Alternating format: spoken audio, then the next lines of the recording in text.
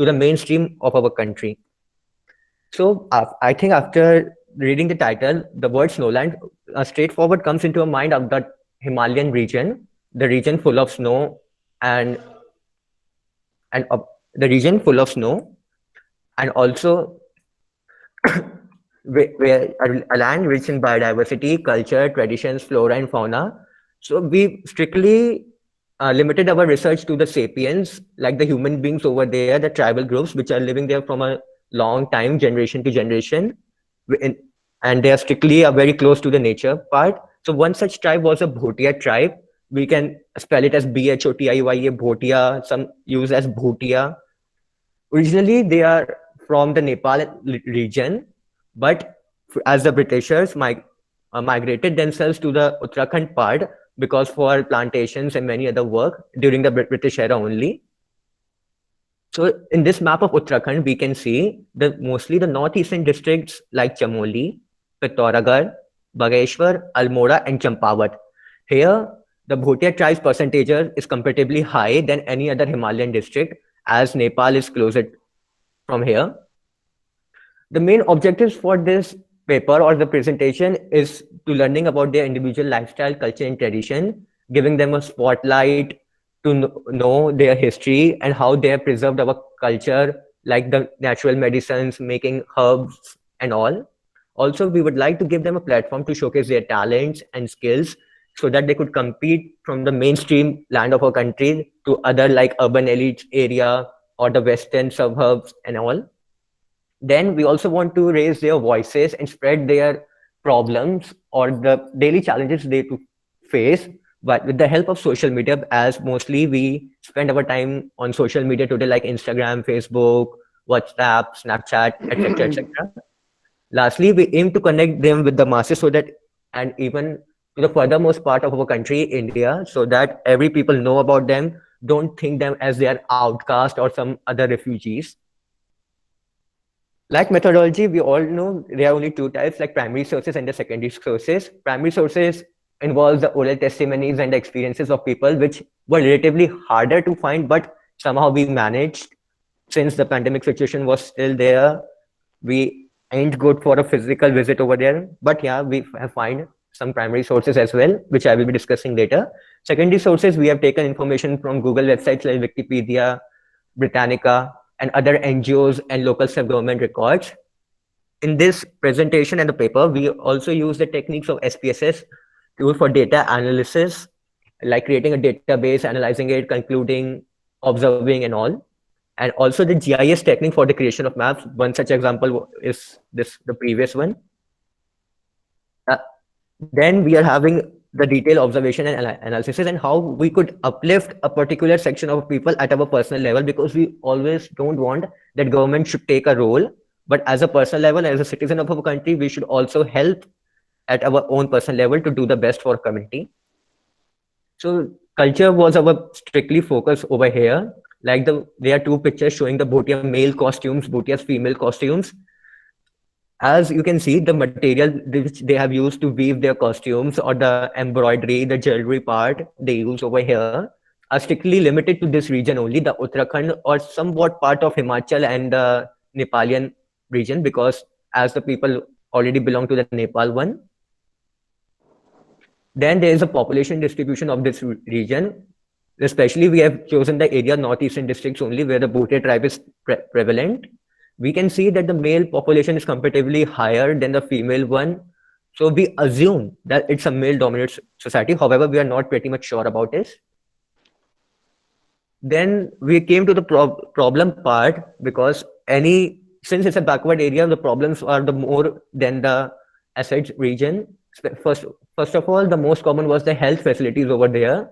Since people believe in the Ayurvedic region only, therefore they like cure themselves or the common cold, fever and all with the help of Ayurvedic medicines, but they don't have a special modernized technologies like which are prevalent in Delhi, Gurgaon and Noida area, and lack of doctors, lack of modern diseases knowledge, which came from the outside world, not the outside world, but in fact from the European countries. Then we are having the housing facilities, because since a mountainous area, the topography is particularly barren, and Uttarakhand comes in an earthquake prone zone as well, also affected by the like the Kedarnath tragedy of 2013. So houses are not much of that properly built, which are in our northern Indian countries. But they are made up of bamboo, silt, even we can give them a term known as kacha houses. The trade part, which was the bhotias, or the only asset of income, because most of them are like nomadic herders or pastorals, a little bit agriculturists who practice the trade farming. Here in the first table, we have divided the Bhotias tribe into three subgroups, like the Marachas, Torchas, and Jadas. They basically deal in the handicrafts or the artifacts or the many local handmade structures which they made. However, they still didn't get the enough and the actual amount of the product which are there in northern India. Many other problems like the proper market is not there, job and education facilities, yes, it's a backward area, proper and reliable communication, people used to travel on foot, no vehicles are there, not much of internet facilities. Then the role of social media plays a important role in learning about these, as with the help of Instagram, since there's a new feature, a Reels one. So we have used the hashtags like hashtag Bhutia tribe, hashtag culture. So we have found some Reels where people are demonstrating the use of the handicrafts, how they are making a carpet, how they are weaving it and all. Then coming to the conclusion part, we have in our findings, we have justified the use of social media. Yes, it's very important over there, but still as an individual and my team, we also face some challenges like good knowledge of methodology, specialized and related references, understanding of subject matter, the initial stage, and also the financial resources, because since our research is mostly depend on the secondary sources. However, so we are just assuming that the information posted on the websites are just correct, but we are still not much reliable on that. We have just give a use and throw over use and throw type of there, because some websites, some verified websites like Excuse me. were 8 minutes are up. Please conclude as soon as possible. okay. So even the current pandemic situation puts a barrier on our resource collection. So these are some of the list of tables which I mentioned, the photographs, a proper like understanding of it. Here are some most pictures. The second picture over here, that a person with a yak, he was one of our primary sources, which we have found that how they are still using the old agriculture methods. Then further scope in our research was to give them a proper, better in-depth analysis, and hopefully we could get a physical visit over there to know more about there. Thank you.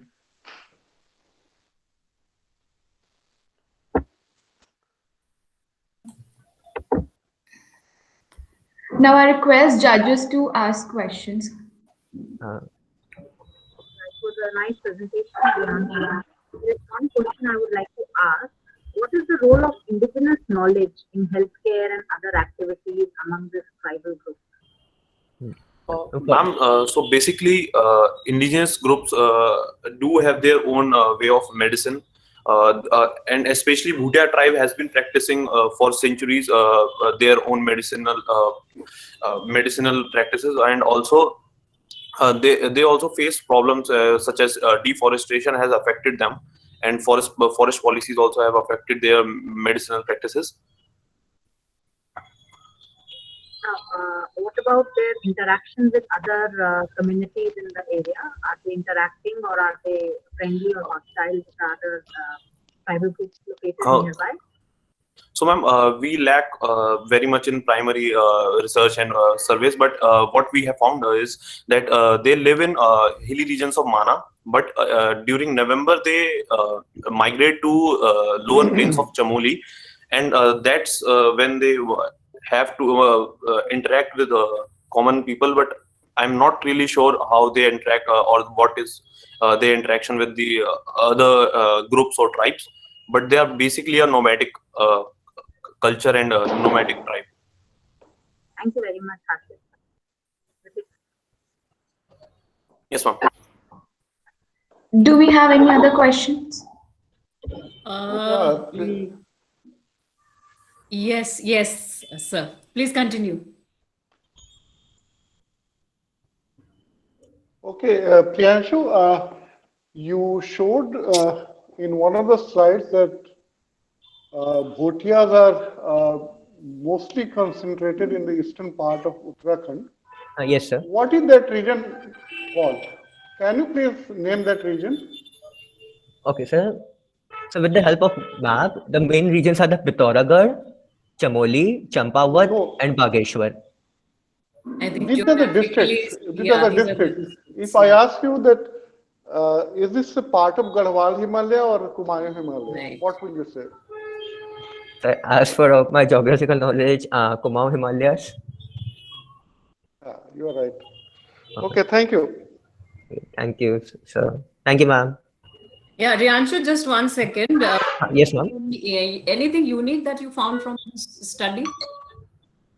On a very personal level, like I have much evolved, like know about the culture over here of the how tribes use the at a very limited resources they use to make things, make artifacts, and make other products. And ma'am, also their use of forest is very preservative and conservative. We find that they only use forest-based products in very minor quantities, and they protect forest. The practices they have been following are very protective or conserving forest policies. And because they are more lovable to their nature, so they don't want to destroy the harmony of it. So nothing has been changed per se because of globalization and things like that. Yes, ma'am. They are very less affected with the modern technologies, and but as due to changing forest policies, they have been and also the lack of trade with Tibetan region, which they were practicing for centuries, has been now cut down. So now they are migrating towards the plains such as Delhi and all for search of normal jobs such as government jobs, etc. So their culture is getting destroyed due to some Yeah. such policies and all. So there has been some change. Okay. Yes, ma'am. Thank you. Thank you, everyone. ma'am. So we can move to the next presentation now. If you won't mind, I would like us mentor Smita ma'am to give a vote of thanks to you all. If Smita ma'am is here. Mentors are not allowed, I guess. Okay, okay. Okay, No, ma'am. for the okay. Thanks thank a you lot, so ma'am. much. Thanks for giving us this opportunity to present our showcase our talents. Thank you. Thanks a lot, ma'am. Thank you. Thank you, ma'am. Bye bye. So I'm going to call the next team, team number 3. If team number 1 has joined back, please kindly report in the chat box. So team number 3 is Shweta Swing. We have Unnati Jain, Pragya Bairwa, and Alice Rana. And their topic is craftsmanship flourishment. Team number 3, are you here? Yes, we all are here. Okay. So you can start presenting your presentation. I'm just sharing my screen with you all.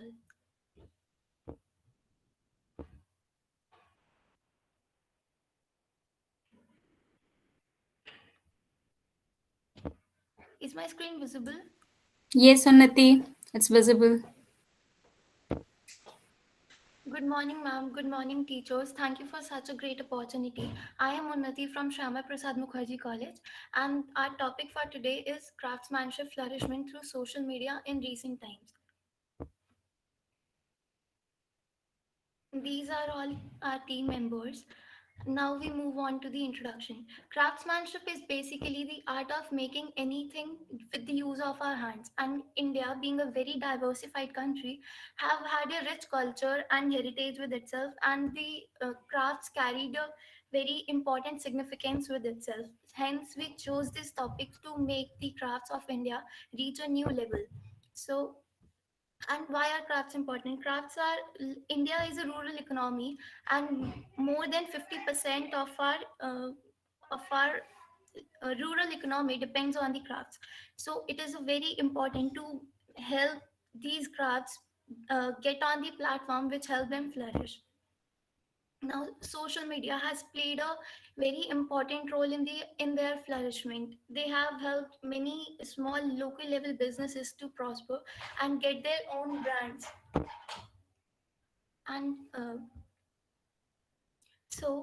here now we move on to our objectives. Now I would like to take Shweta to call Shweta and take over to the objectives. Good afternoon to everyone, every respected professor present here. From now on, I'll be taking on objectives, upliftment and flourishment, increase in the availability and of the skilled labor.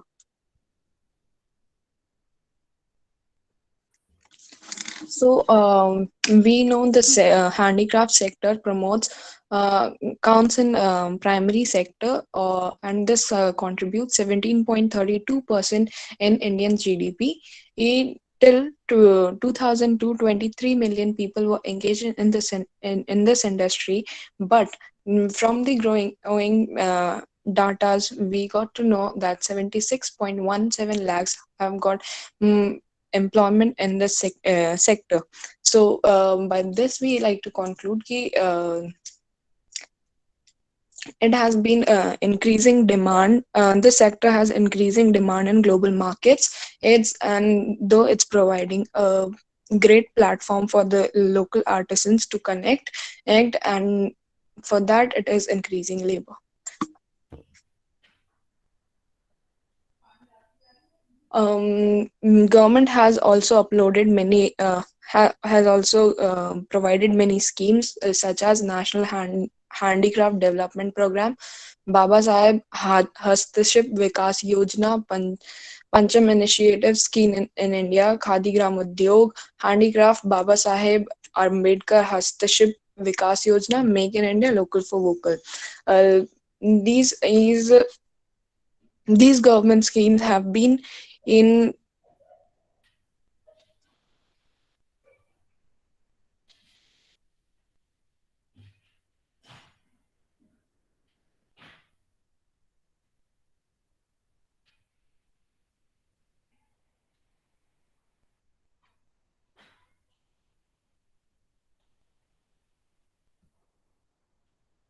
Shweta, you're not audible. It's I think some net-ish problem is there. Yes, It ma'am. seems, ma'am. So someone from your team can continue Yes, ma'am. if Shweta is not joining. So now we move on to our next objective, which is contribution of social media. Social media has played a very important role in in the craftsmanship flourishment. The platforms like Facebook, Instagram, WhatsApp, they have made these crafts come up to a new level. They have made a community, like many crafts came together and they made a community. They could teach each other about the objectives and could reach to the larger audiences. Here is a case study which I would like Alice to take over. Good afternoon, teachers. We have take a case study of pottery. As in handicraft, there are many businesses, but we take a particular case study on pottery. We took interviews, took group discussion as well. As we all know, pottery is a very old livelihood from the time people started to gather and store food in a permanent place. The pottery was there. If we see in our past civilization as well, pottery has a remarkable mark. The main focus of this study was the process, economics, and the problem of this livelihood. As due to lockdown as well, people are facing many problems. But in this poetry industry, we took our study area from Kansu area in Kota city in Rajasthan. We talked to many porters who the way they are surviving in this tough situations. They told their whole story, how they gather all their raw material, how they made their pottery, and finally how they get to markets, but still they are not getting enough amount for their finished products. They are basically having many problems in their livelihood. They are not, as they are not getting proper raw material, and due to their legacy, they need to be in this pottery work, but still they are not getting that much amount. They need to sell to wholesaler only because of less demand in market.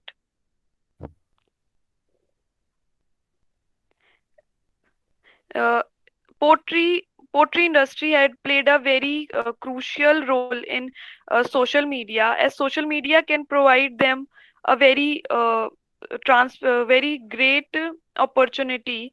As we all know, from celebrities to micro influencers, everybody get influenced easily on social media. If we as on Twitter, we also see on mainly festival seasons trends get started.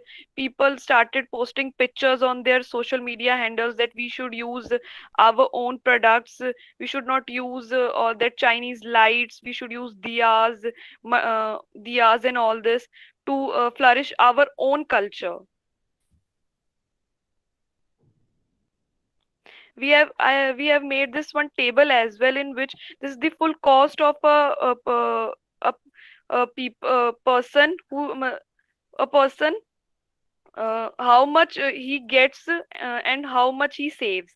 A minimum bear he saves if we give a flourishment, if we flourish their business on social media, they can also live a better life, and their coming generation can also be benefited. If you can see in this table, we have mentioned all what is the cost of their soil, what is the cost rent of the vehicle, and at last what they get from their own finished product. But Now, they only bear they only get bear to be uh, at last very less they get only saved. If you see, these are our primary picture primary the one of our team members, she went to this village, and she is also making these gullaks from her hands, and this is all these potter community which are sitting in these photos. Excuse me. the 8 minutes are up now, so please move towards conclusion part. Okay. uh, pardon, excuse me, what did you just say? 8 minutes are up. Please conclude Okay. as soon as possible. So here is another case study in which we show how the generation gap between two people. There was a person who had the uh, craftsmanship of agarbatti making, but because of the lower community reach, he could not get his get agarbattis to the greater market. But his son, being educated and aware and technologically advanced, he made his business flourish and went to greater heights. Now his 80% of his income is through this. And the research method for this case study was, we conducted a Zoom live Google Meet session with the person, and here is their Instagram page through which they flourished their art. Now we move on. This is the case study. Now we move on to the problems. The crafts today are facing a lot of problems. Like, the crafts are today facing the comparison and the difference with the machine made goods. And the as machine made goods are cheaper, they are a better substitute, so people are shifting there. This is a main problem for our crafts industry, so we need to promote it more and more. And since, like this, in lockdown there is a very difficult process of obtaining raw materials. The raw materials are not easily available, and people cannot, being very poor, they cannot afford to go to transport and go there. These are all the problems which people face in the craftsmanship flourishment. Now, the fourth objective is lockdown effects on handicrafts industry. And the lockdown has played negative and both positive effects on the craftsmanship and their businesses. Some people have lost their livelihood because of lockdown, but some have gained popularity and success in this research methodology. Now, I would like Shweta to take over.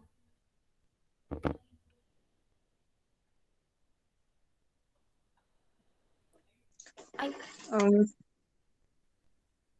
As per the survey we conducted, we provide on primary data, we forwarded 500 survey forms to producers, mediocres, and consumers, into which we received responses from 166 producers and mediocres and 104 from from the consumers. The most of the Excuse me. Excuse me. You yes. guys have taken already 3 extra minutes, so please conclude as soon as possible. Yes, sir. Yes, sir. So we conducted our forms, and these are our forms. These are the forms we circulated on the producers level. Unnati, kindly adhere to the timings.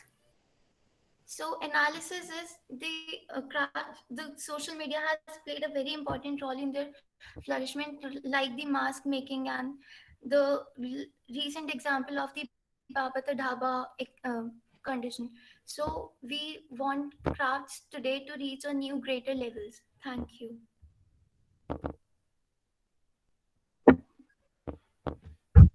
It's a nice presentation. I think one suggestion is that you should discuss your research methodology first and then start with your presentation. It would have been a better approach. One question I have is that what is the role of these arts and exhibitions in regard to craftsman development? And what is the role of this online shopping on this craft product which we find? Ma'am, these crafts like this agarbatti making or the ceramic pots, these are put out on the social media platforms like we just shown the Teerthwed page. They put on images and they market their products through these social media platforms, and people shop through these online platforms. They give them free deliveries and they deliver their products to their homes. In this way, social media has proved to be a great boon for these crafts and local businesses for that matter. Okay, thank you. Thank you, ma'am.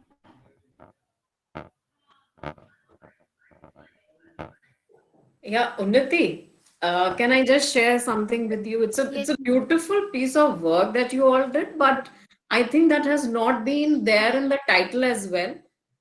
It could have been somewhat like a comparative study of, because you have presented 2 case studies. One is on the pottery making and the second is on the incense sticks, that is the agarbatti making. Now, secondly, just a piece of advice, so much content should not be there on the slide as well, right? You have put a lot of information on the slides, which was not, we could not read it properly also. You just keep that in mind, because this is a very good piece of work. And what just rightly ma'am said, Dr. Kaur, she just mentioned, your methodology should be, it should be in sequence. Okay, ma'am. Right. It should be in sequence. It's a very good piece of work. Now, the final question is, the second case study that you just mentioned, like of agarbatti making, did the person went, like this was in the phase during the lockdown, or it was pre-lockdown? No, ma'am, it was Going all on to the social media. Ma'am, it was all pre-lockdown. His father started the agarbatti business making in 1998, but they could not make flourish and he could barely support the livelihood. But his son, he was a journalist. He decided to quit his job and decided to take over his father's business. And he, being well educated and aware, he used social media as a platform. Right. So that was pre-lockdown period. Okay. Started in 2015. Right. Great. So, and what on the online survey that you gave to, 500 participants, so you have mentioned producers and mediocres and consumers. So what is exactly meant by producers and mediocres? Ma'am, producers are basically the laborers who are actually making the craft. Mediocres are the people like us who are purchasing their crafts, who are illiterate and who do not have access to this this technology. And consumers are us people who order from these sites, and we ask them how their experience has been with this all new technology and this new way of purchasing. Okay, fine. Thank you. I'll take care about the content. No, it's a very good piece of work. Thank you so much, ma'am. Thank you, the entire team. Do we have any other question? Sir, you have anything to ask? Okay, I think they have really put in a lot of work, but the result has not come out. Yeah. Maybe a little bit of readjustment could have really done Yes, sir. good I'll for take care them. about that. I have a very simple question. Since you have participated in the process of collection of data, and I could see one of the team members visiting the potter's house and experiencing the whole process of manufacturing of potter. Now, if I ask you which, it's a very basic question because most of you are students of geography.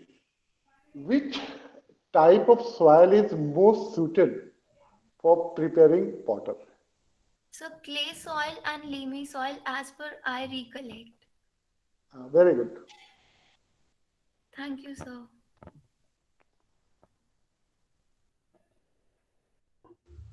Okay, so we can move to the next team. I'll call the another team that is their topic is shifting paradigms in farming through social media, a study of selected villages of India. And the team members are Ishan Singh Rao, Sarthak Nagpal, Disha Modgil, and Aditya Sharma. Do we have team number 4 here? Yes. Just a little announcement, Ishan. Team members are requested not to reveal their college affiliation and mentor's name. It's mandatory. Please adhere to this rule, or you may be losing on your marks. So this is team number 1 or team number 4? Team number 4. Okay, thank you. Team number 1 is not yet reported, so we have cancelled them. Maybe we can call them later if they report. This is team number 4. Good afternoon, respected judges, teachers, and my fellow mates. The topic of discussion for today is shifting paradigms in farming, a study of selected villages in India. Coming on to the introduction, next slide, please. Agriculture is the backbone of our economy. Our country is the second largest producer of agriculture products in the world. Despite this, the contribution in GDP is only 6.1% of agriculture. Agriculture is the largest source of livelihood, as about 70% of rural households are dependent primarily on agriculture. When the nationwide lockdown was imposed on 25th March, their condition worsened because of restrictions imposed on mandi and transport facilities due to COVID-19 protocol. Our target is mainly small farmers, as they are the ones who own land less than 2 hectares. They constitute about 78% of farmers in the country. They contribute so much to the national food and to agricultural GDP. Still, they constitute more than half of the nation's total of hunger and poor. Next slide, please. Coming on to the main objectives. The first objective is building strong network through social media. For this, we ought to bring to farmers' notice to the positive side of social media so that they can purchase pesticides, fertilizers, and seeds at competitive rates. The second objective is bringing farmers and sellers on the same platform for better coordination. And the third one is making farmers up to date with latest techniques and technologies. For this, we have built a website in Hindi by ourselves previous slide. Website in Hindi by ourselves to bring farmers and sellers to deal directly, and hence will be profitable in long run for both of them, for farmers and sellers. It will also ensure the demand and supply chain effectively. The the fourth one is ensuring profitable, efficiency, safer and more eco-friendly farming. For this, the basic objective is basically to achieve higher crop production, decrease use of fertilizers and pesticides, reduce impact on natural ecosystem, and increase worker safety. Now over to you, Sarthak. Yes. Good afternoon, all of you. So for fulfilling our objectives, we have conducted a case study via social media by taking the samples of selected villages, namely Major and data from Haryana, Fatui and Hindulmalkot from Rajasthan, Kharkan and Kangra from Punjab. Our research is primarily based on secondary data. So the data was collected from various social media platforms like Instagram, Facebook, YouTube, forums, website, news, and blogs. Research methods include questionnaire in the form of Google Forms, which cover a variety of practical aspects of farming. The respondents were farmers and people related to agriculture. Even agricultural officers, Mr. Dalveer Rana and Mr. O.M. Khoth, and forest officer Mr. Mohan Godara were interviewed telephonically for better understanding of the research. GIS map is prepared to show the geographical location of the study area and also the soil type of the respective village regions. Coming on to the climatic conditions of our selected villages is an overlap between monsoon influenced humid subtropical and semi-arid with high variation between summer and winter temperatures and precipitation. The soil type of adjoining villages of Haryana is mainly dominated by calcareous soil, which include desert soil and cerurism soil. The pH value in this zone ranges from 7.8 to 8.5. The soil of Punjab villages ranges from sandy loam to clay, with pH value ranges from 7.8 to 8.5, making alkalinity and salinity problematic for this place. The soil in the bordering villages of Punjab and Rajasthan is loamy to clay. Rice and wheat are the two major crops grown in Punjab and Haryana. Other crops include cultivation of maize, kharif pulses, and oilseeds. Cotton is also widely cultivated in the area. The villages Fatuhi and Hindu Malkot is also included in the Kinu belt of the country. So over to you, Diksha. Good afternoon, everyone. Now let's quickly look at the analysis and interpretation of the survey we have conducted. The analysis will help answering some key questions related to agricultural practices in India. So the first question was, what size of land holdings you own? So in India, mostly the farmers, they hold small size land holdings, which is less than 2 hectares, followed by medium size land holdings and then large size land holdings. The next question was, what all problems you face during the farming period? So mainly the farmers, they face availability of transportation and storage facilities. The next question asked was, are you aware of the government schemes implemented for your benefits? So around 73% of the farmers were not even aware of the schemes initiated by the government for their benefit. The next question was, do you use any social media platform? And if yes, then which one you rely on? So the farmers, around 95% of the farmers, they used social media to gain knowledge, and they mostly rely on Facebook and YouTube for collecting information. Then what kind of crops you grow frequently on your land was the next question. So they usually grow both the crops, which is a food crop and the cash crop, so that they can get more profit and more crops from the same land.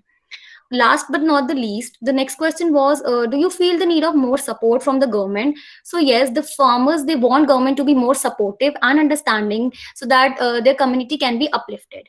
Here I would end on my part. Over to you, Aditya.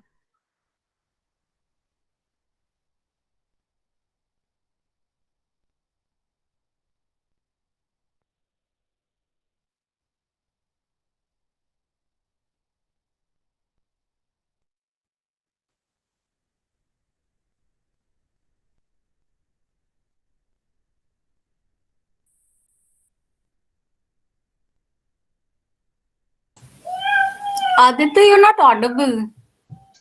Ma'am, his mic is not working, I guess.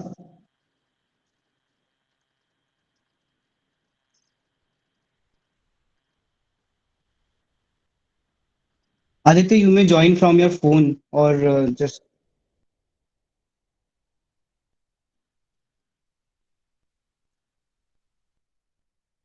Or maybe somebody else can present on his behalf. Actually, it's a website, so he Okay, will be. fine. Sure. Yes, ma'am.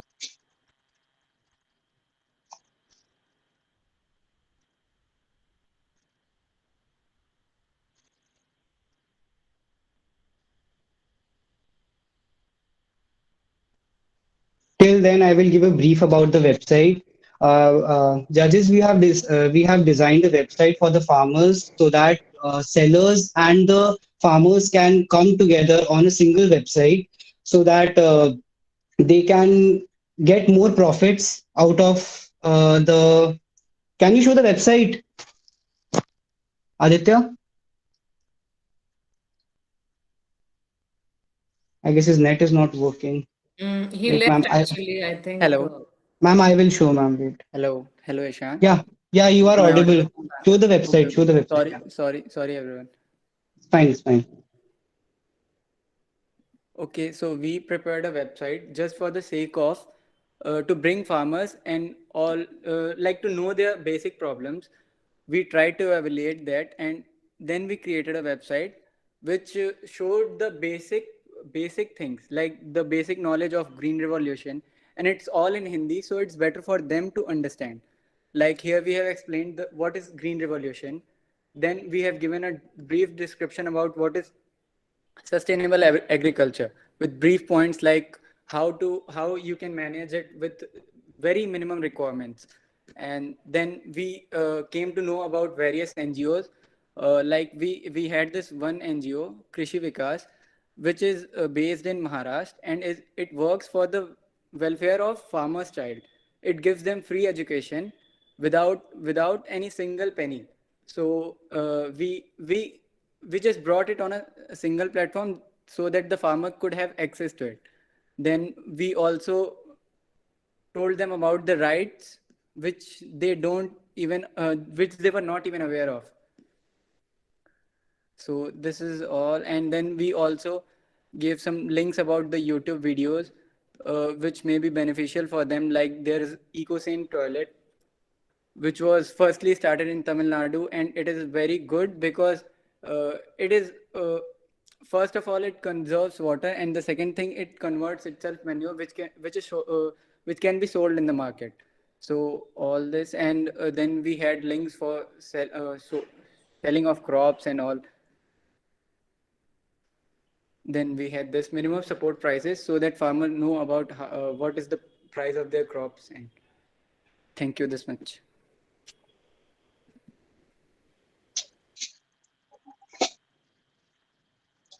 Ma'am, this website was basically made on the basis of the interpretation done when we talked to farmers telephonically, and on the basis of our questionnaire, we designed this website. And now I will conclude our whole presentation. So, ma'am, in this growing world of social media and internet, we not only use social media as a research tool, but also created it as a tool for farmers to make their life easier by adding more profits to their pocket. Through our initiative, farmers will directly get connected to the sellers. Not only this, after enlightening a few farmers and agricultural experts about our website, they also got more aware about the latest technology for farming into the market, not only in India, but technology in abroad about agriculture. In the future, we aim at connecting farmers to better transport their goods to different parts of the country through our social media website.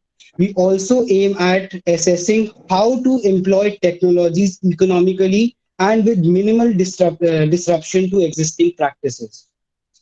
Talking to some of the small and marginalized farmers about our research and ideas, it also paved a path for future growth of our website, because, ma'am, they liked our website so much. When I went to my village and when I showed them this website, ma'am, they were very much impressed by Excuse me, it. Ishan. Yes. Excuse me. Yeah.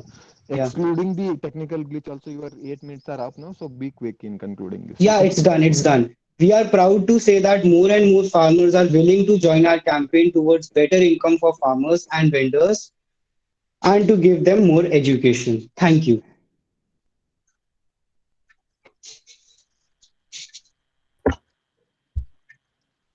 Thank you very much, Ishan, and your whole team. It was a very nice presentation, and your work is showing very positive results. Just one suggestion, you can just also add in your website the various schemes the government is presenting for the farmers, because that is what is lacking knowledge among the farmers. So that you can just update it, so it will be more better for the farmers and the consumers of the website. Just one query. Was there any difference in farm holding sizes between Punjab and Rajasthan? Were there any differences, or they were similar sizes? Ma'am, can you repeat the question? Land holding sizes. Yes, ma'am, land holding sizes. Okay. Punjab and Haryana and Rajasthan. Were there any differences, or they were quite similar in sizes? Ma'am, in Punjab, the 5 responses that we got were on the border of Punjab and Rajasthan. So, ma'am, mostly the rich farmers are from areas where the land holdings are obviously big, and ma'am, the land is very fertile, ma'am. Where the land is fertile, the land holdings are also big, ma'am. We found that this out, and ma'am, in Haryana, the land holdings were very small. So that was our founding when it comes to the land holding, ma'am.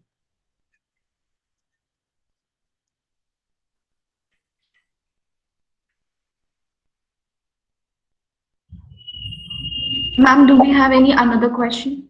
Yes, ma'am would like to continue, Dr. Kaur. No, thank you very much. Thank you, It was a very ma'am. nice presentation. Ma'am, you can please. Thank you, ma'am. Thank you so much. Ishan and the team, good presentation. Just can you go back to that slide, database and methodology? Sure, ma'am. Okay. Yes, ma'am. Just a second.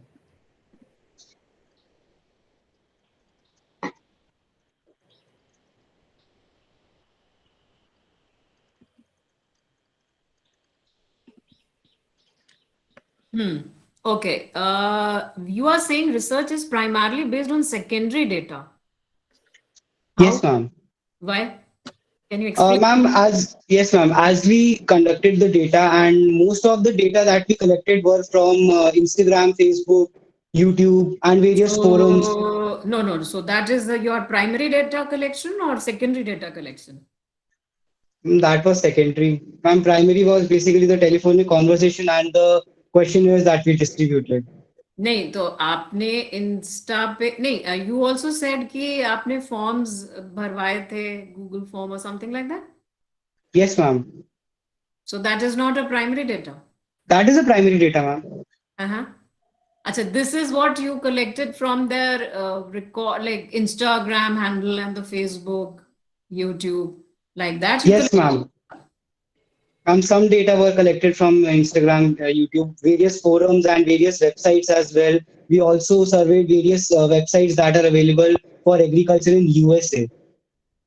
Okay, fine. Yes, ma'am. That Yes, was a little bit of confusion. Secondly, in your website, because that's a very good initiative. Really Thank good. you, ma'am. But somewhere you need to also emphasize on sustainable agriculture. Yes, ma'am. Surely we will, ma'am. Punjab is, one of the most, in fact, afflicted, so as to say, rising number of cancer patients, and there were side effects of the Green Revolution also. So much of Yes, ma'am. pesticides, right? So now Yes, ma'am. on the website, it has to go like that, relying more on the herbal or the sustainable kind of an agriculture for that. Sure, ma'am. We will add that. We will add that. Surely, ma'am. Yes. We'll note this. Thank you. Dr. Sarfaraz, if any questions.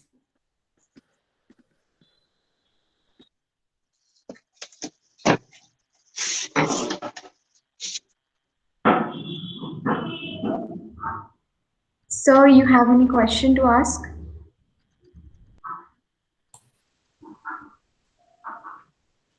Sir is there in the meeting. I guess he. I can. अभी नहीं देख रहे हैं sir. हाँ sir नजर नहीं आ रहे हैं. So ma'am, can we move to the next? Analia, just check once. Okay. Is he there?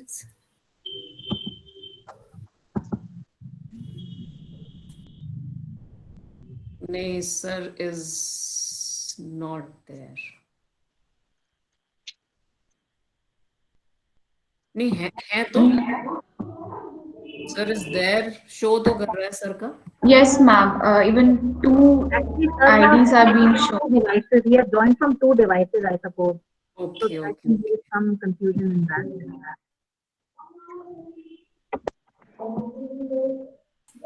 He is here. So sir has left.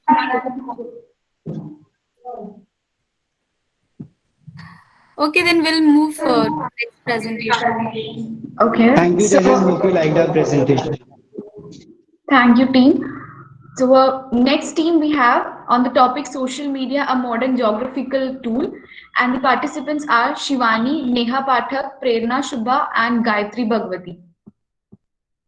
Is team number 5 present?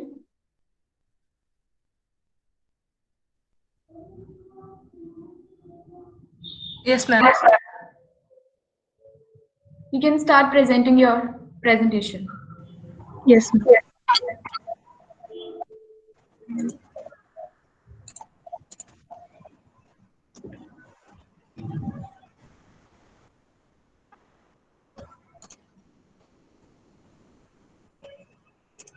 Ma'am, is it visible? Yes, it is. Yes. Ma'am, actually, a team member of ours is not able to join.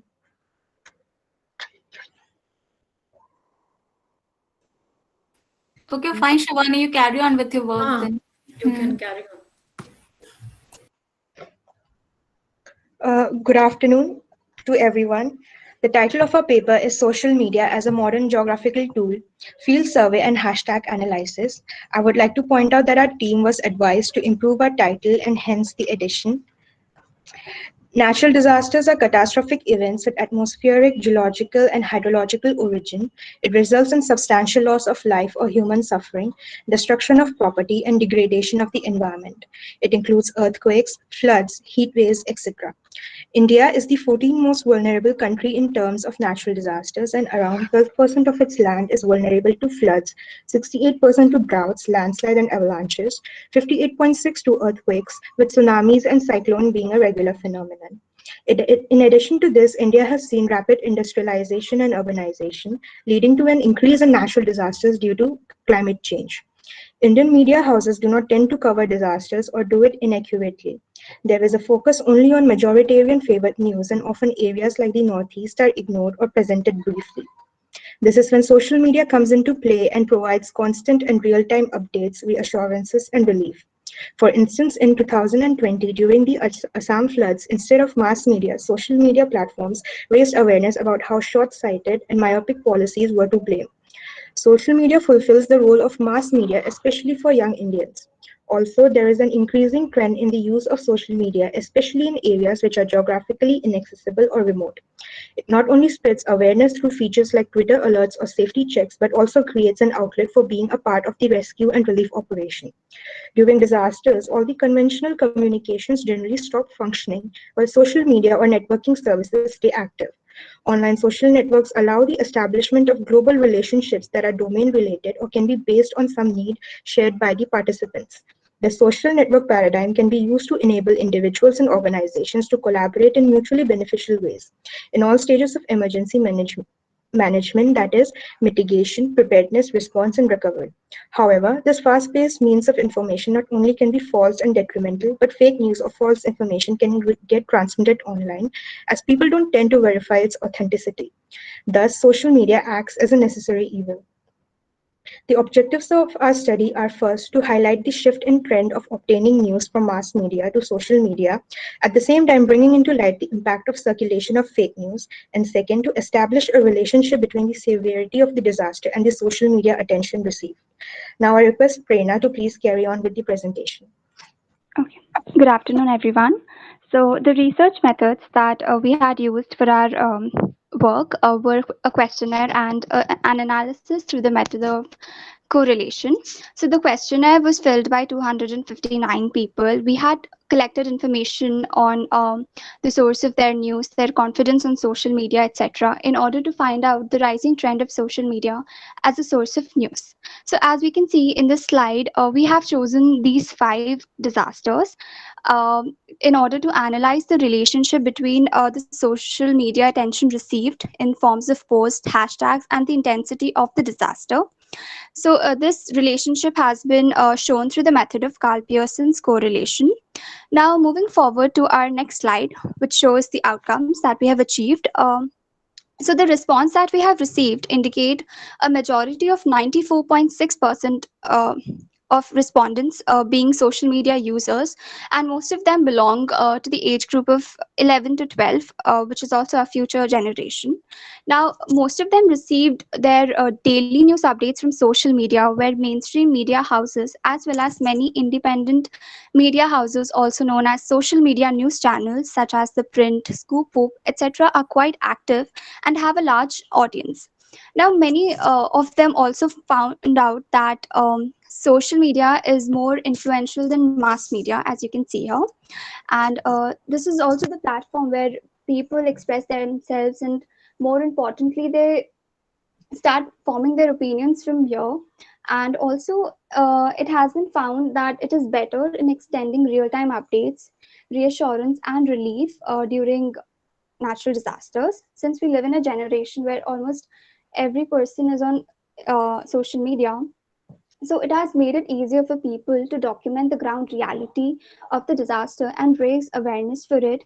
Now, as the incident goes viral on social media, people are able to raise funds, donations, etc., for a quick relief.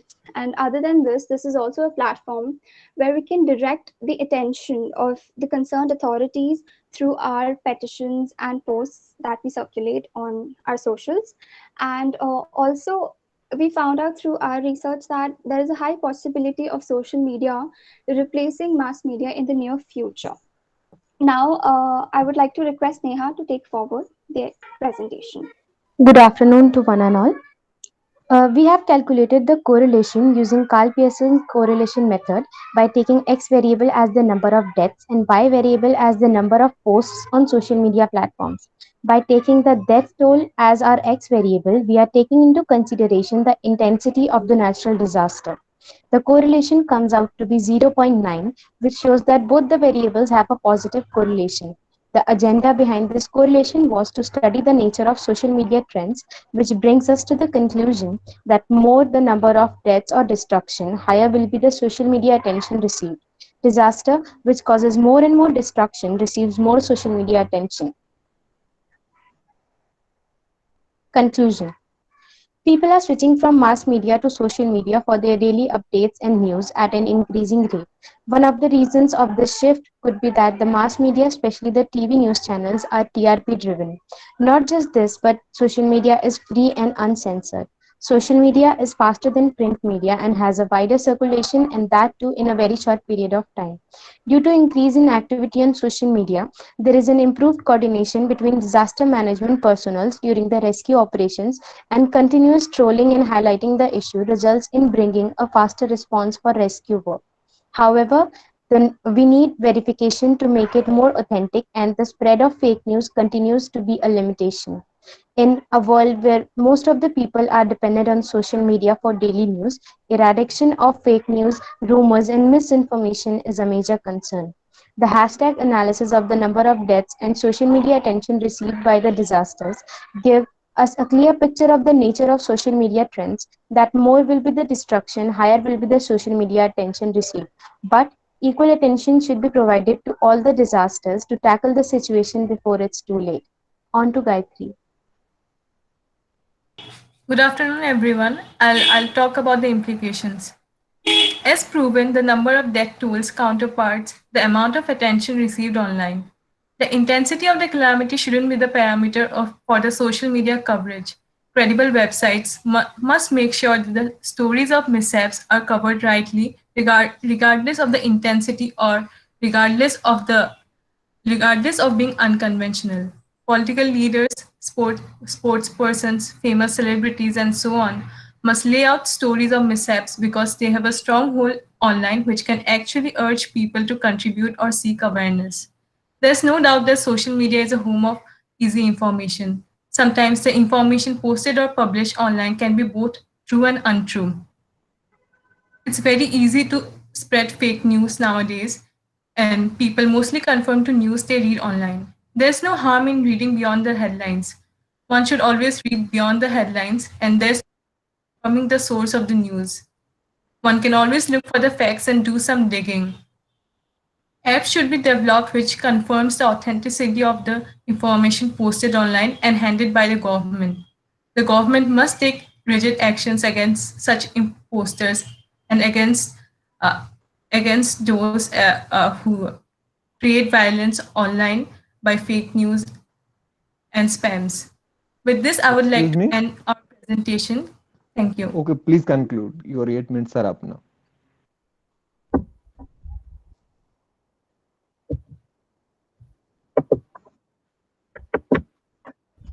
It was a nice presentation, Team Prerna, and with one part I would like to discuss here is that what kind of role in pre-disaster situation media can play, because most of the time when a disaster hits an area, all the telecommunication lines, even the mobile network lines get broken and disconnected. So I feel that the role should be played at pre-disaster stage, where you can provide that awareness, or some kind of awareness should be there in people who are living in disaster-prone area? And what kind of methodology you have used? Is it surveys or is it just secondary database you have tried to collect the data?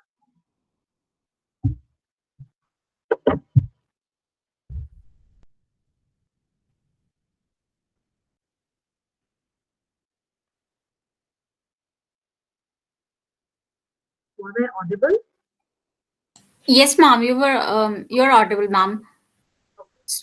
Team member, please respond. Yes, ma'am.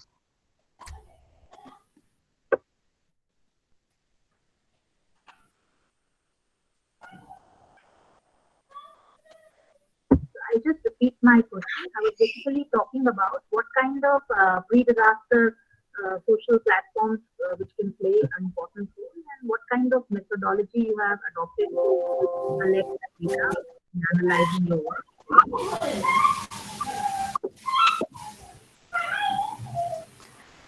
Team members, you have to respond to this question. Ma'am, can you please repeat the question? It's not audible to me. Shivani, Ma'am, actually your voice is very less and not very clear. I'm just asking what kind of pre-disaster social awareness programs can be initiated in an area which is a disaster-prone area, because most of the time when disaster strikes the area, all the telecommunication lines can also get broken because of the disaster. So I feel that the approach should be more on pre-disaster awareness at social media, which could be really helpful for the people or the communities which are more prone to disasters. And what kind of methodology you have largely adopted in collecting the data, what you have presenting? I would like to know that also. Ma'am, I think we should focus on, for disaster-prone areas, we should focus on preparedness and mitigation. So before the disaster strikes, social media network, through hashtags, we can already make people aware about the upcoming disasters and ensure that they have enough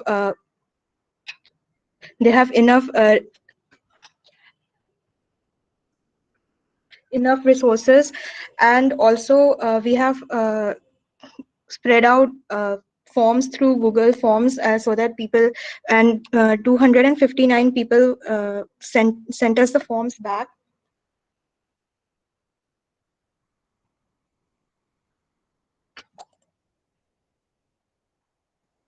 Ma'am, the methodology we used was through surveys. Like we spread a form that was filled by more than 200 people. So we collected information regarding the social media from those forms. Thank you, Neha and Shivani, for your answers.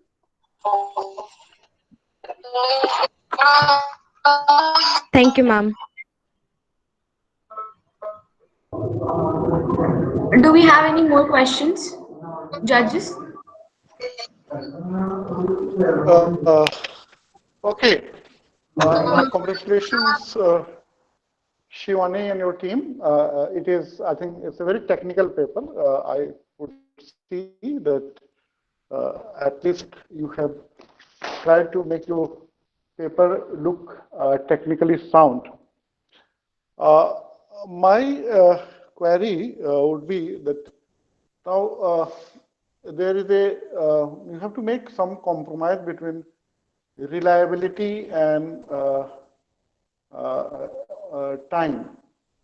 That means social media can be very quick and very fast, but it may not be as reliable as you yourself has said. But mass media is reliable because there is, of course, government control. And in recent times, we have also seen that some of the television channels are also doing some kind of innovations like citizenship journalism. I mean, an independent individual can join with a particular news media, and he can report when the because the regular correspondents cannot reach in each and every spot. So in that case, we had citizens who will be attached to different media and citizens located in all nooks and corners of the country. And in case of specific events happening somewhere, they can directly report to maybe NDTV or Z News or some other media. So I think there is need for some convergence between social media and mass media. And that I think will be a good way of approaching this problem. Anyway, it was a very nicely developed paper and a very nicely presented paper. Thank you very much. Thank you very much, sir. Just one last question, Shivani and the team. Did you all do review of literature?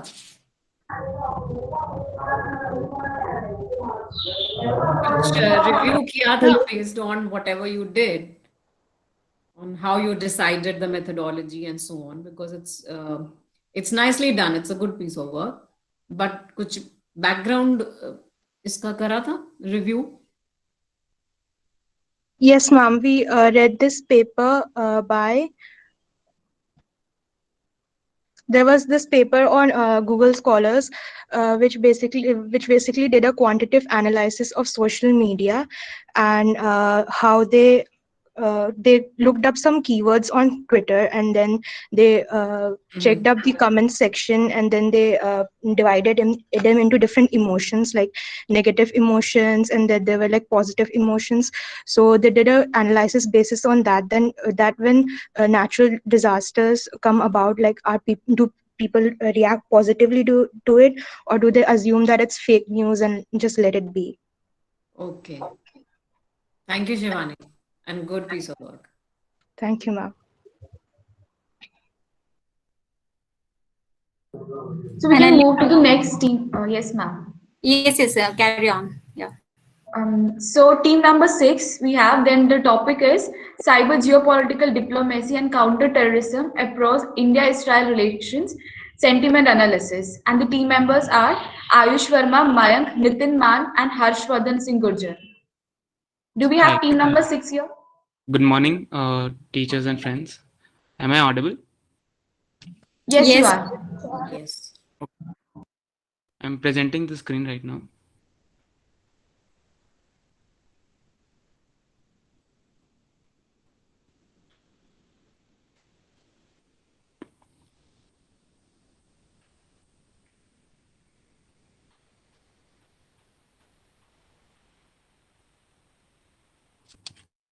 Present, sir.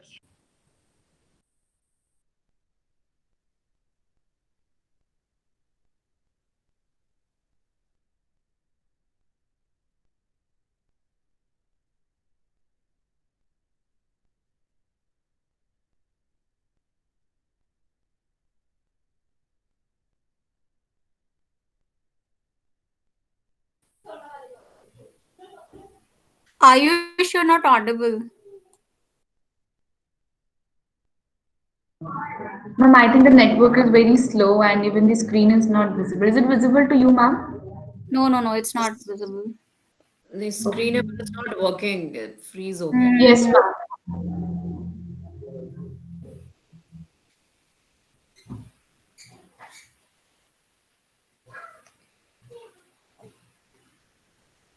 This is one drawback of the technology. Yes, ma'am, very true. This is.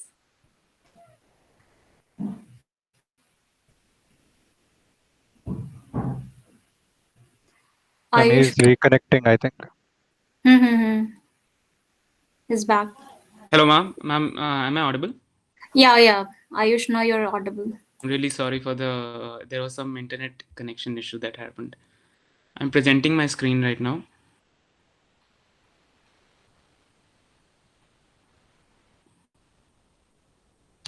Is it visible, ma'am?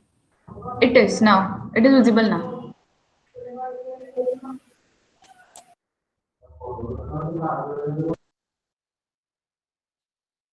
Good morning, everyone.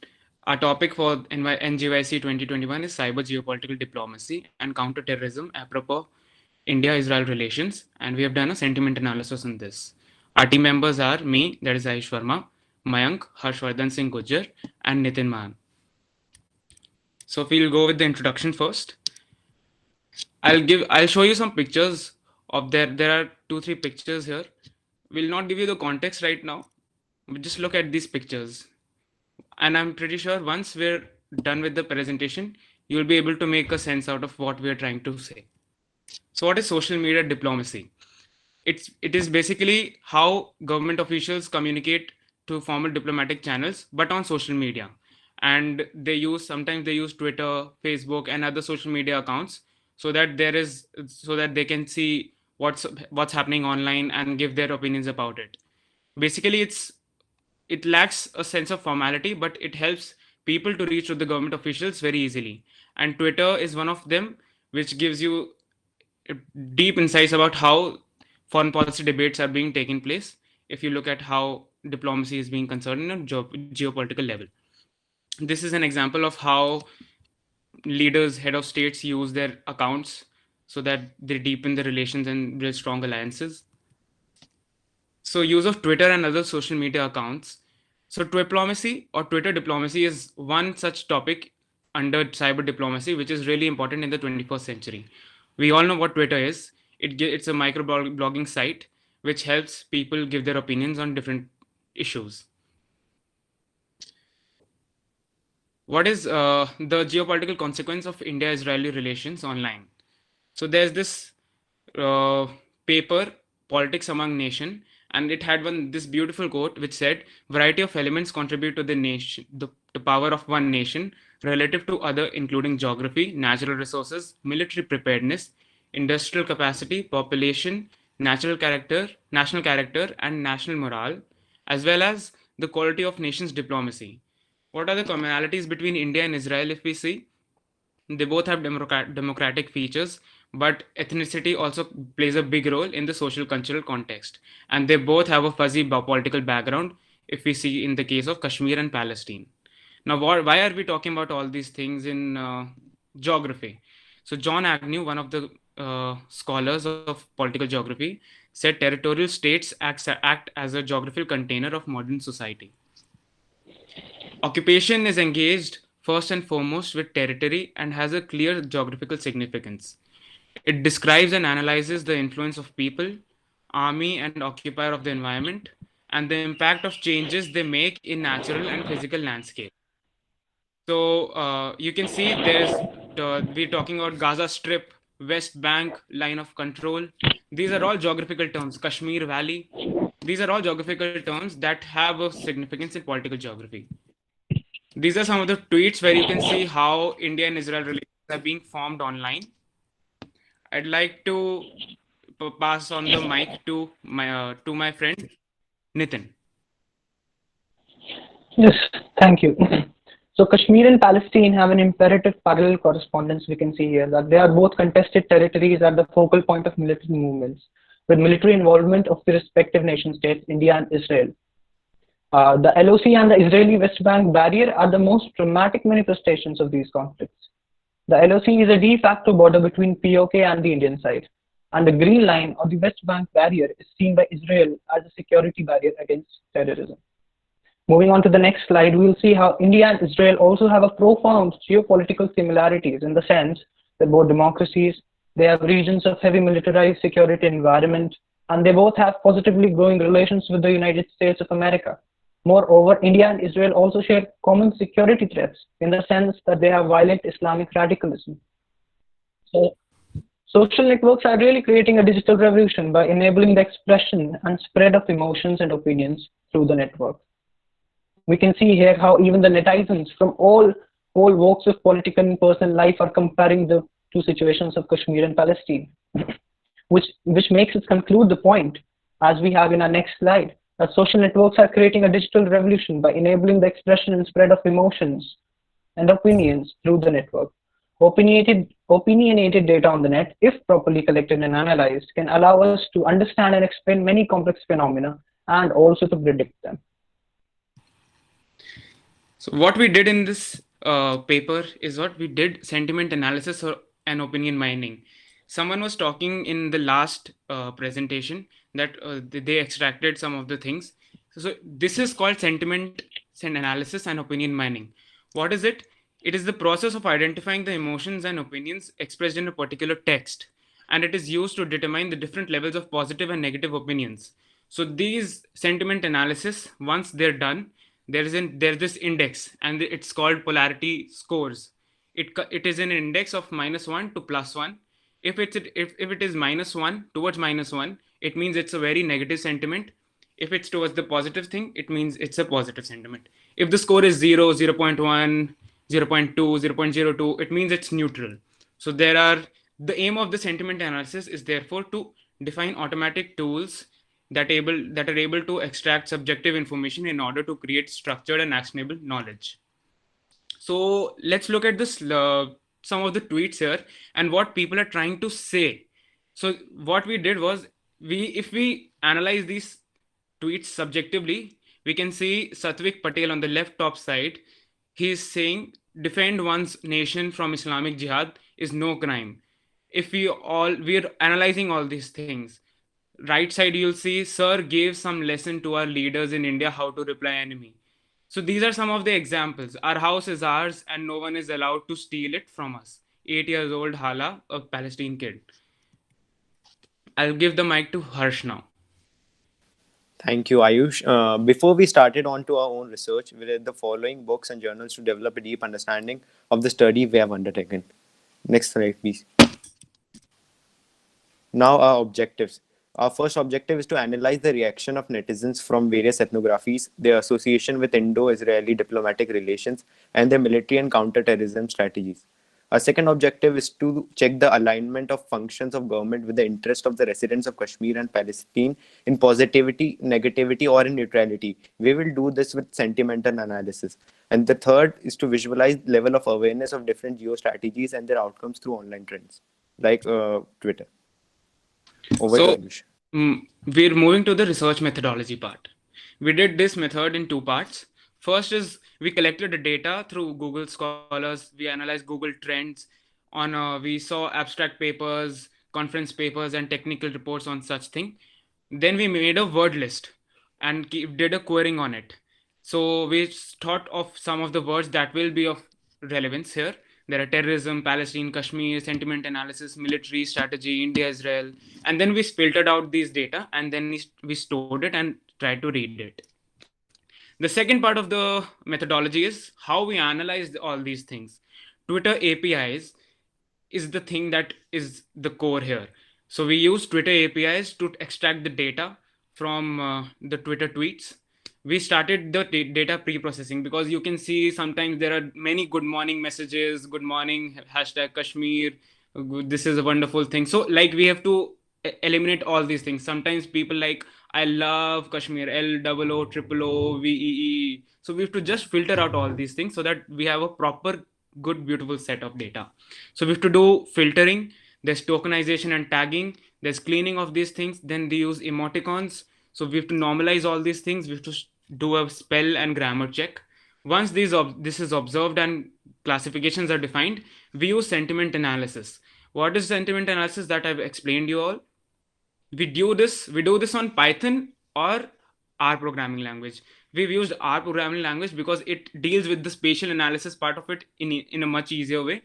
We used R and RStudio. And after that, we use statistical representation such as graphs, pie charts, plots, and all, and data visualization through Maps, Google Maps, and Google Earth Pro. Back to you, Mayank. Good morning, everyone. As you can see, before sentimental analysis and data extraction, we ourselves read many articles and literature work of many scholars on Kashmir, Palestine, and other topics that we have discussed, and also filtered out the main hashtags of tweets related to Kashmir, Palestine for our data mining. Next slide, please. Next came the data extraction from tweets, for which we needed the approval of Twitter for developers account. So we were in constant contact with Twitter, and it took us 3 to 4 days for getting our approval and application approved. Next slide, please. And here we are getting the tweets data through the Twitter API for our research and analyzing through our programming language. Over to Ayush. So let's move on to results and discussions once we've analyzed and read all the things. First is how we analyze the tweets of Kashmir and Article 370. These are some of the examples of what some of the famous verified accounts said about it. Using locational specific analysis. So once you tweet everything, there's a geotagging thing that's there. It gives you the latitude and longitude of from where the tweet is coming. And once we've done the sentiment analysis, you will easily able to plot this thing. It's saying how much USA was positive about it, how much India was positive about it, how much other countries were also positive about it, and how negative was Pakistan about this thing. In general, hashtag Article 370, the tweets, almost 50% of the tweets were neutral. Then positive tweets were 26% and 21% were negative tweets. So you can see neutrality. Excuse me. Yeah. Excuse me, Ayush Bhaiya. Please Yeah. move towards the conclusion part. Okay, 1 second. As you can see here, we have done the indexing of the sentiments on the tweets data extracted by the Twitter API. And also we have our top 3 sentiments which were conveyed in the tweets according to the sentimental analysis which we have done. And we can see the top 3 sentiments are first is positive sentiment, the second is trust, and the third is anticipation. Over to Ayush. So this is the core part of our analysis. This is cyber military geostrategy. Warfare is changing due to many different socio-political and environment changes. So there is an importance of how social media is going to play a role in this space.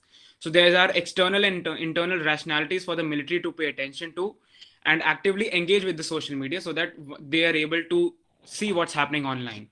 Harsh. Thank you, Ayush.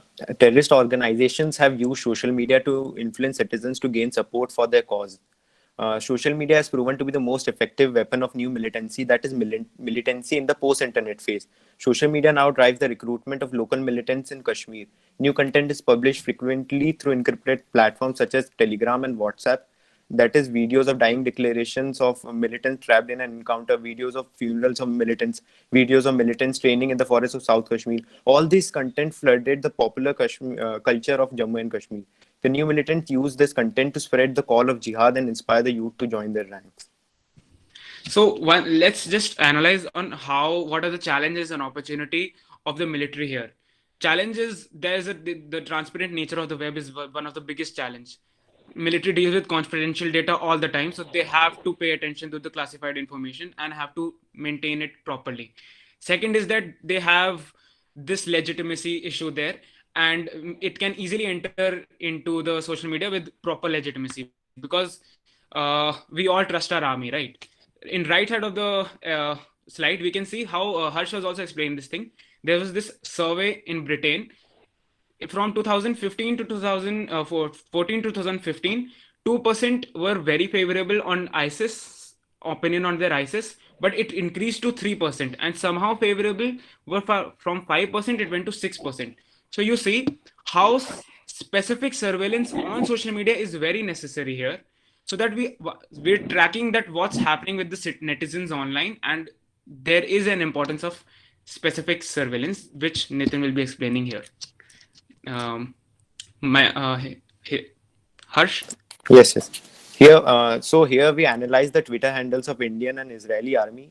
About 1,000 tweets and retweets were analyzed and were grouped into categories according to their basic nature. The Indian Army mainly tweets about military events, that is award ceremonies, marathon sport events conducted by the Indian Army, commemoration, that is posts in commemoration of martyrs, retrogational posts, that is throwbacks, such as throwback to an event in Kargil war and other wars. Next slide, please. Whereas chunk of Israeli army's tweets are about terrorism and counter-terrorism operation, which comprises 51% of the tweets, and international collaborations, that is visits of Israeli army seniors official to other countries and vice versa, and also combined training programs of Israel and other countries. What you can see here is there are a lot of tweets on updates on what the army is doing. So this you look at the encircle tweets and you'll see how they're trying to build the trust of their citizens as what their defense forces is doing. So if we are doing something, this is the thing that we were talking about, how they're trying to gain trust. So out of this, we can conclude that there's a need of rapid response and monitoring issues on these events. Nitin?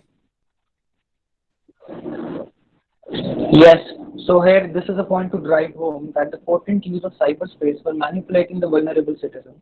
and for threatening their personal spaces, it again calls for the adoption of specific surveillance over total surveillance. So what one of the analysis of sentiment analysis was that there was a high conversational reciprocity between high follower to following count. What we can see here is on the right side of the tweet. Hello, sorry to interrupt, but please conclude it as soon as possible. Already you are running Yes, out of time. just a minute, Please. just a minute. So Okay. India and Israel, one person tried to create this thing, and there is high conversational reciprocity. Now, if we look at the left side of the tweet, the Israeli Defense Forces, they said that they're going to strike jihad terror targets. One person comments, Shaheen Bagh target list mein hai kya? So this is one of the sarcastic comments. This leads us to a second conclusion that sarcastic and ironic speeches are very hard for us to analyze. Even for humans, for machines, it's going to be very tough. So in sentiment analysis, what we do is, this is totally based on the clear subjective base, and negative means positive and positive means negative. Mayank? Yeah, here you can see the emoticons are used in tweets which somehow abrogate the sentiments, as the sentimental analysis will consider these emoticons as a neutral emotion. That's why we have to subjectively question and analyze some tweets manually. Over to Nitin. Nitin? It seems Nitin has left the meeting. You conclude, Ayush. Yes, ma'am. Yes, ma'am. So this is one of our conclusions also, that freedom of expression harbors an interconnection with social media movements. You can see how people are trying to gain support online on different social media movements on Kashmir and Palestine. So this is one of the analysis on Gaza and Palestine. We saw a lot of tweets there. There was this was from a paper. 50 million tweets were there, but there was a large chunk of tweets, but only 6% were original. There were a lot of retweeting and all. And for this we have also done mapping also, from where there were geotagged tweets, top countries that retweeted some of the tweets of these things. So this is a map. We are also making some of the maps on Google Earth Pro, Google Maps, and ArcGIS. So moving on to the conclusion. Social media analysis is one of the research methodologies that we can use in many of the topics, and it also goes with the human geography and emergency responses. Computational linguistics that focuses on sentiment analysis gives us the information about the polarities, trends, and the emotions. Peter Taylor argued in his paper World Economy, Nation, State, and Locality. He argued that there is this concept of actual and latent power. Actual power means the involved use of force and to decide the outcome of a conflict, and latent overt power means the threat of force. So this is how we see Israel is using a hardline policy, unlike India, to tackle terrorism. So what's an issue there? Can we learn something from Israel? Yes, maybe we can learn it. And army has to be aware of it as to how the social media is to be used online. And is the hardline policy of Israel being successful? You can see under Trump administration, normalization did happen. Now Egypt and all are trying to consider and take Israel into consideration, and Arab states have been influenced under such hardline policies. So maybe we can also tackle terrorism. There's this small hope in us. So in conclusion, I'd like to say India's pro-Arab foreign policy for 40 years after its independence proved to be a failure because it was unable to offset the religious factors between the Arab states and Pakistan, there being a lack of reciprocity from the Arab states. So the growing India-Israeli relationships can be seen as an India's attempt to make amends to their earlier West Asia policy of pro-Arab regions. I hope this all makes sense to you now. Thank you.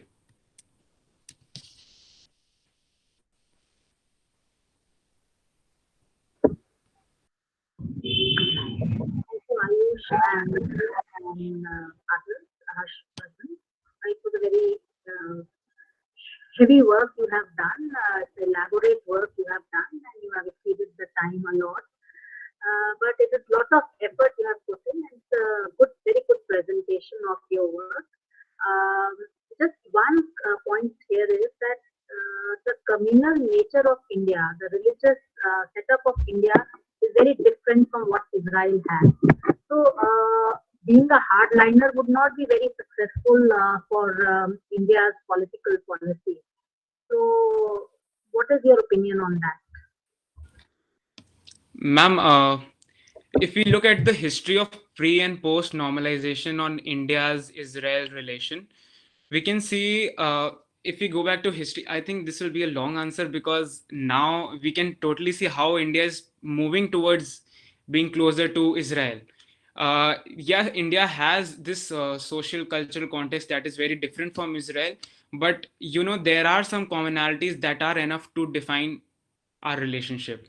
I think terrorism, one of this is Islamic terrorism that is there, and if the right wing parties are totally taking this, and there is this anti-Semitism wave that's going on for the past decade, we can see that yeah, it's like it's hard to say that there is this one strong commonality which can bind both of them.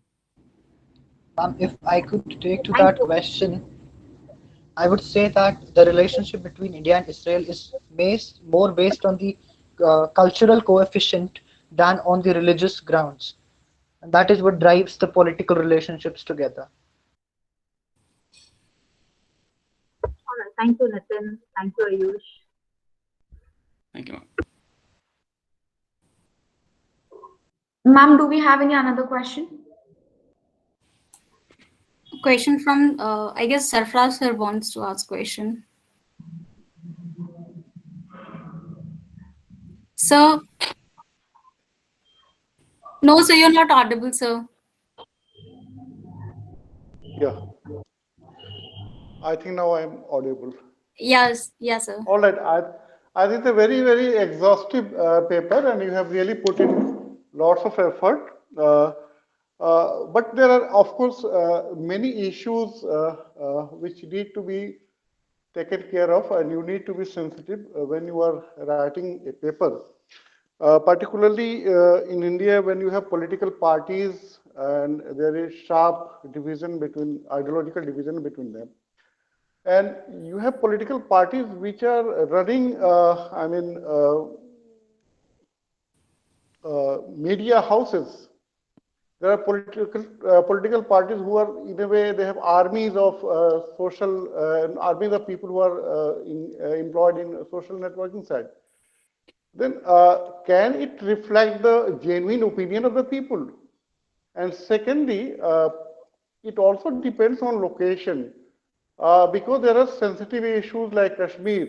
So it is very easy to give one kind of opinion on social media, and there are people who are afraid because they feel that if they write something on Kashmir, they write something on Northeast, there can be legal issues, they have to face backlashes.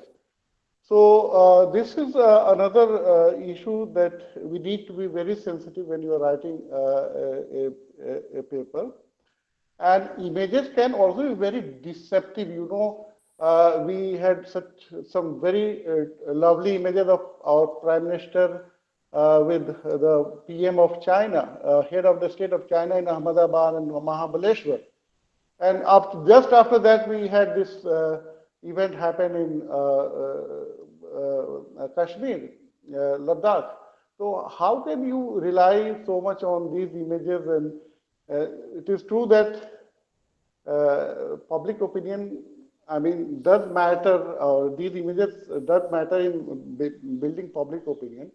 But at the core, we have the national interest, which actually do guide the policy. Yes, sir. Thank you for the things that you said. It's really eye-opening because yeah, this is that there is an uncertainty that somehow tomorrow can change. Tomorrow also the relations can change due to some reasons. But for the military, we focus more on the military and India-Israel relations. We can say yeah, the public opinion and the people, yes, the people are scared on what they're saying and they're trying to comment on these sensitive issues. But I think this is where the social media and the public expression comes into place.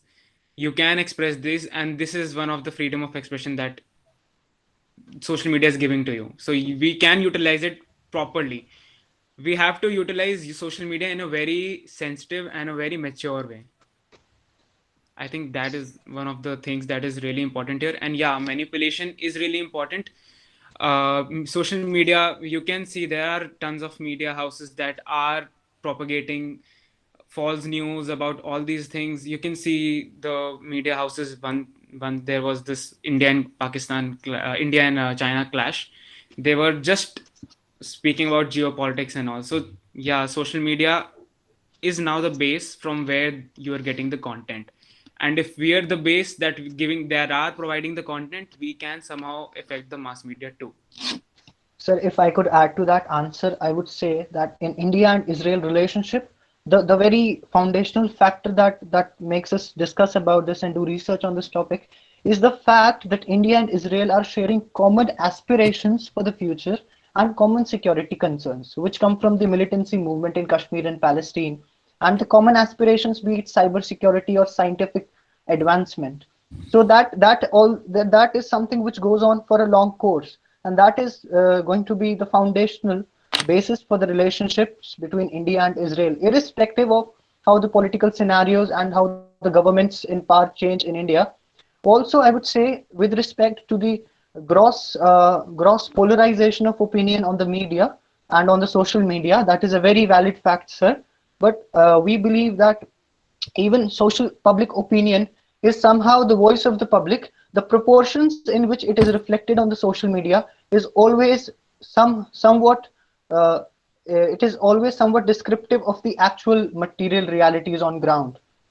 However, there is some grade of polarization and manipulation, but definitely it does reflect the aspirations and the opinions of the public, be it pro-India or anti-India, or be it pro-Israel or anti-Israel. There are all sorts of opinions that we found on the social media, and when we did the Twitter research, and we classified it on the grounds of positive and negative, and not on the grounds of favoring a certain opinion or going against a certain opinion. So that is how we went about doing it. Sir, I think one more point can be added here, that we should say there is this in foreign policy and all. Everyone's foreign policy has these two things in common. That is the hard power and soft power. I think to promote the relations, people-to-people relations in India-Israeli ties is the smart power here. And we have to promote, through this we can, I think, achieve a level of trust between us. So soft power is... I think it is, you are in a way simplifying the whole thing. I mean, there is one aspect that Israel is important. At the same time, we have very close relationship with UAE. You have very close relationship with Iran. And you know, Iran and Israel are, they're enemies number one. So you just cannot say that India can leave aside Arab countries and follow what Israel says and have relationship independent of other countries. You know, even on Kashmir issue, there was Iraq. Iraq was always siding with India. But when problems started with Iraq, when America attacked Iraq, India became silent. Yes, sir. So these are the issues you have to keep in mind. It's not very straightforward thing that either Israel or Arab. No, it cannot be, because you have to take into consideration other geopolitical realities. There is China also.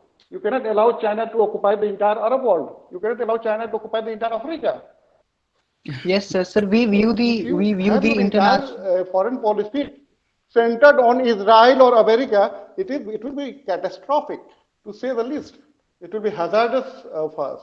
Yes, so that's why I think our main threat is China. It is not even Pakistan. I mean, Pakistan is not. It is nowhere near Indian military capability. You have to understand that. Yes, sir. China is the key. I think that is where the Indian foreign policy and the trust in it is important. It comes from. You need to be more creative. You need to be more creative when it comes to foreign policy. Yes, sir. These are very important. Anyway, your effort is really very nice, and you have really put in a lot of effort.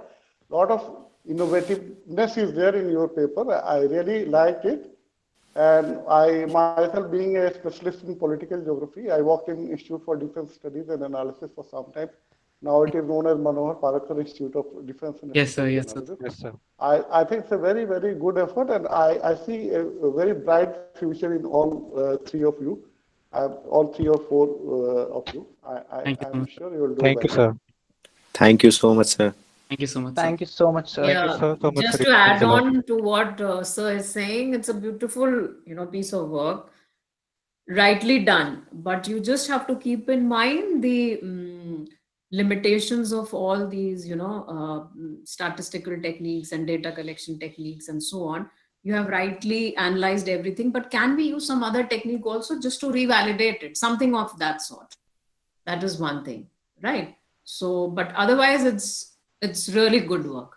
It's really, because what at the face value, what you have tried to analyze, it has done, I think you have done justice to it. But just what, like sir is saying, we can revalidate Yes, it ma'am. with some other Yes, ma'am. different Yes, ma'am. analysis or Other thematic something like that. But this is because this is the mainstay of your paper, right? So this has to be there, right? Yes, Yes, ma'am. ma'am. Good. Other method to this is, ma'am, we did sentiment analysis and opinion mining. There is something called thematic analysis. Correct. Yes, That's ma'am. That is in thematic analysis, you do country-wise analysis, state-wise analysis, and Yeah. public opinion-wise analysis. correct. It is like we read this paper. It was on the Can I interrupt in between? Yes, ma'am. Because we are running time. We Yeah, are yeah. running out of time. Yeah, So I think actually, it's you can perfect. do this discussion later on. We will share the judges' number to you all, and whatever Yes, ma'am. insight you want and guidance, you can take them. So we have to Sure, ma'am. start the second session also. Right, So right. please wind up. Okay, thank Okay, you. ma'am. This Sure, is my ma'am. humble Sorry, request to ma'am. all. Sure, ma'am. Okay. Yeah. Analia, do we Thanks, have Aisha. question one? Thank you, ma'am. No, ma'am. I think they are not present, so we can mark them as absent. Team number Okay. 1. Okay. So now before we wind up for this session, I request our esteemed judges to give any, like if you all have any feedback, so ma'am, and if it is not, no feedback. Okay. So I would Feedback, Dr. Rashmi, I think everyone has actually, yes, ma'am. point Yes, of ma'am. time So, only, so they should note it down because yeah, sure, ma'am. Sure, ma'am. So I would also like to extend my thanks to Ushwinder Kaur, ma'am, Monica, ma'am, and Professor Sarfaraz Alam, sir. And